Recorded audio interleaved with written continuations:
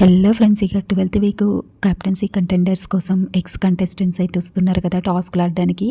ఇంకా ఈరోజు అయితే ప్రియాంక జైన్ గౌతమ్ అయితే వస్తారు. ఇంకా ప్రియాంక అయితే ఎవరితోటి కళ్యాణ్తో ఆడుతుంది.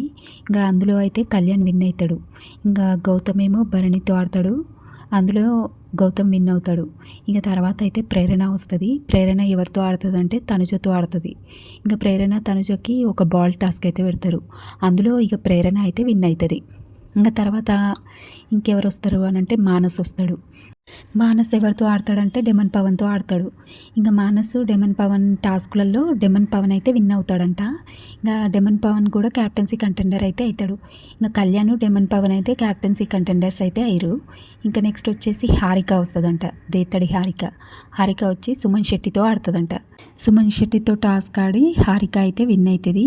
ఇంకా సుమన్ శెట్టి అయితే క్యాప్టెన్సీ కంటెండర్ ఉండదు. సుమన్ శెట్టికి భరణి లేడు. ఇప్పుడు క్యాప్టెన్సీ కంటెండర్స్ తనుజ ఓడిపోయింది లేదు, సుమన్ శెట్టి ఓడిపోయిండు లేదు. ఇప్పుడు డెమన్ పవన్ కళ్యాణ్ మాత్రమే క్యాప్టెన్సీ కంటెండర్స్గా అయ్యారు.